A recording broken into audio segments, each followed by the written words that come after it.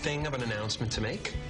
It turns out that a very wonderful opportunity has just presented itself in the form of me not necessarily working at Glubatine anymore. There is nothing to worry about. I'm going to get my severance, money from my pension.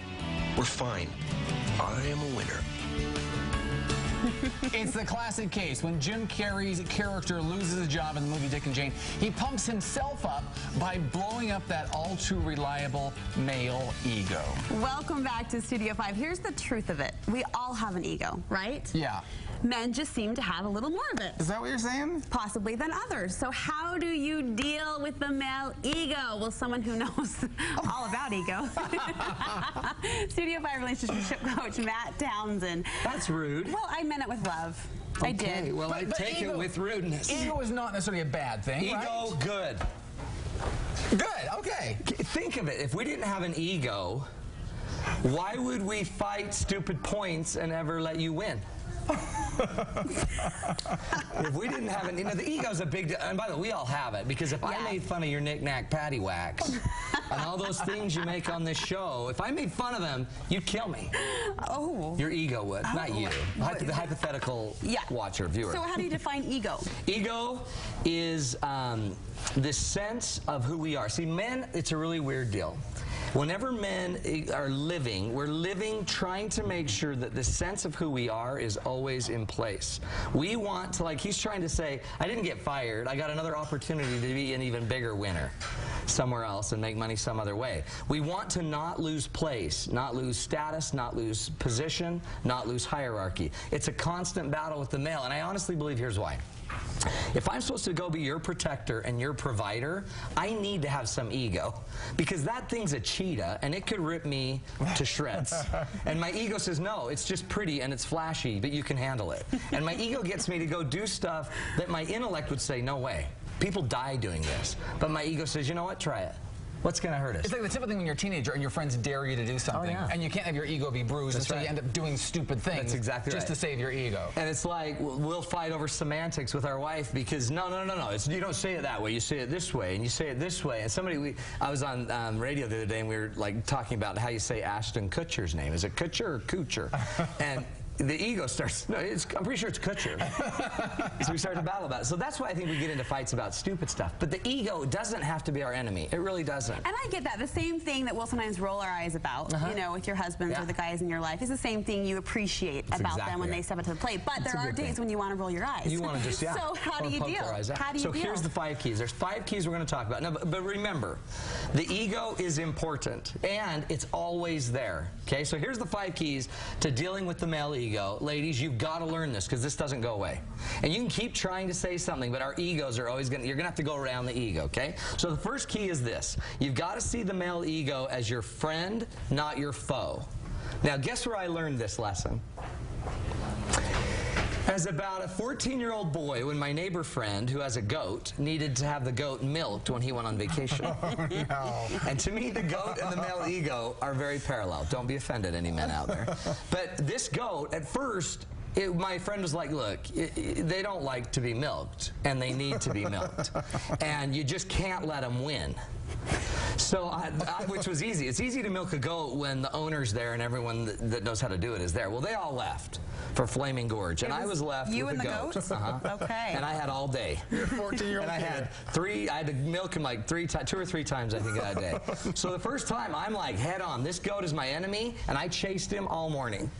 And I chased that ego, and I chased the ego, or the goat, the ego goat. That's the same thing that happens with our relationship. If you treat the male ego as your enemy, you're going to take it on as a combatant. When the male ego sees a combatant, it will fight you. When the male ego sees a friend in his wife, not someone who's trying to prove him wrong or beat him or whatever, then you have a shot. So I eventually had to learn what the goat needed. And I learned that if I got some grass and I got something and I was gentle and I just gently kind of snuck up to it and fed it and then slowly worked it back to where I needed it to be and then cinched his head in there and milked that little mother. When I did that, I understood that I now had power with the goat. And thus it is the parable of the ego goat. The ego goat. Take that to grandma.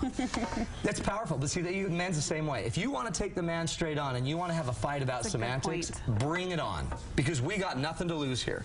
Men know that they'd rather die than look bad in an argument. So a lot of times you have to battle the ego. So some of the best ways to do that is go in the back door, sneak in, try to ease your way in. You don't always have to have the argument or the discussion straight on. The male ego, you have to go through part of the brain of the male that's the amygdala, called the fight or flight. Okay. And when you go through that, you better be ready to be nice. But back door, when you're going around an issue, when you're tiptoeing into a fight, isn't that manipulation a little bit? Manipulating the conversation? Are you saying I manipulated the goat? Well... Yes. But you did manipulate the goat. It is manipulation. There's nothing wrong with manipulation. You women and men, let's be very real. We're all manipulating each other constantly, right? Yeah. You manipulate us to get dishes done. We manipulate you to get some loving. Okay. It's out there. We do that. Now, it's not, you can call it manipulation. Some people just call it relating. Relating is working with somebody the way they need to be worked with to get the results we need, okay? So the first key is see your male ego, see the male ego as a friend, not a foe. If you think it's an ego or a foe, you're going to take it on as a foe. Rule number 2, okay? Talk to your partner like a peer, not a parent. When men communicate, the ego is always in play. Anytime you put yourself above us, you tell us what we're doing, you tell us what we shouldn't do, you tell us what is right or wrong, and you judge us, you sound like our mother. And usually that's, ladies, when you'll hear a phrase like, quit nagging me, you sound just like my mother. If you've ever heard that phrase from your horrible husband, you've probably crossed the line on ego. And it's not like we mean that. It's just you don't know how subtle it is for us, but we feel like you're attacking us. We feel like you're bringing up something that we already know, and we don't want to talk about it. That's why we didn't bring it up. But you want to talk about it because let's get that out there.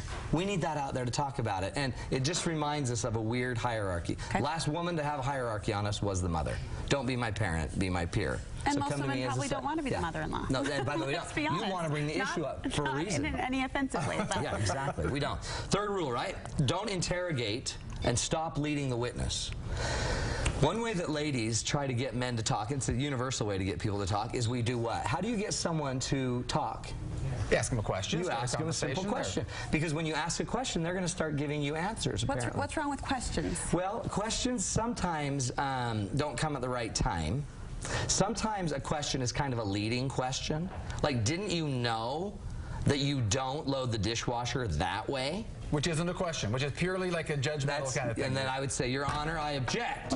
She's leading the witness. So we don't do it. Questions are dangerous for 3 reasons. Okay, you ready for these? Questions can carry judgment. Why? Why did you do that? You don't feed the baby that way. Didn't you know that?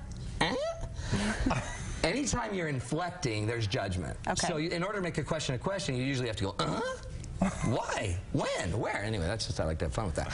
Questions put others in charge of the conversation. Whoever's asking the questions is now in charge. If you have an ego issue, not even a big ego issue, if someone's always in charge of leading where this conversation's going, especially if it's my pain, I don't want you leading my pain. So if I had a horrible day, I don't want to talk about it, I just got fired, and you say, what's wrong? Tell me what's wrong. You're poking the ego. You're poking the ego. Okay. Nobody likes to be poked, right? And the third one is questions usually demand some form of answers. Men like to have choice. And when you ask a question, we kind of feel obligated to answer. And you may not like our answers. And so a lot of times we feel like we're losing our choice. Now, it's hard. So then how do we get people talking without questions? Well, a lot of times you can just use a statement. So instead of saying, are you mad? Just say, honey, you seem mad. State it. Honey, you're angry. But that doesn't often get a conversation going. Well, watch. I mean, there's going to be an awkward silence. Honey, you seem mad. Let it sit. Just let it sit. And pretty soon they're going to say, I'm not mad, or I'm mad because... Or they'll say, I'm mad and I don't want to talk about it. Or I don't want to talk about it. I like your next tip, to let him solve it his way. That's kind of what the sitting is about. To make the statement, let it sit, and then demand accountability. How do you do that without What we end up doing, we get in this silly battle about whose idea and whose idea we're going to use. The deal is men want to solve it fast because we don't want to talk about it, but women understand we got to go deeper to get the right answer. Sometimes it's okay to just let him solve it, but demand that there's accountability. Great, honey. You want? Let's do it your way. We'll solve it your way. Let's solve it right away, and let's agree that in 1 week we're going to come back here and we're going to sit down and see if it worked. And if it didn't work, let's agree that we'll have a deeper conversation. That way we get the deal done, we get it deeper, and we move on. And some of his ego will then kick into effect and make sure something gets done because he doesn't want to have that ego bruised. That's exactly right. And we don't need to dance around the ego, okay, the whole time. Eventually, this is the best way to fix the ego. You fix your problems in the light of day, not in the darkness of night. What does that mean? Focus on the light, not the dark. If you want to fix a problem you're having with your husband, don't focus on it when it's ugly and nasty and dark and the problem's right there. Go find an example where it's working. Like if you, for example, want your partner to take you out on dates more, don't focus on the 4 nights you didn't go on a date. Focus on the moment you spent a half hour together at the store and you felt close to him, and say, you know what, when I spend time with you like this, it makes me feel closer to you. I'd love to spend more time with you. So that's the light. If you'll work with us when we're doing it great and there's light, we love that because that boosts the ego. Feeds the ego. When you focus on us where we're failing, we don't like to go there. And we immediately put up barriers. And by the way, guys, grow up. Notice you have an ego, and don't just fight it and make them change. You also have to change and notice the ego and learn to adapt. So it's not just women having to change and adjust, but it's a goat, for crying out loud. And if you want milk out of the goat, which is good for the goat and it's good for me, we got to make it happen. Love it. The ego goat story. What's on tap for the next Smart Life? Smart Life is what we talk about, is this male ego thing. This week we're talking about communications. Every Thursday from 1 to 2:30 in my office, $15 a head, tons of fun. Call or just go to matttownsend.com. You can get all the details. This is for women. Only women. It's Girl Gab plus Matt. It's Girl Gab plus Matt. No What men could be allowed better? except the alpha man. They gab about our egos big go. there. Thanks for stopping in, Matt. Thanks, kids. Okay.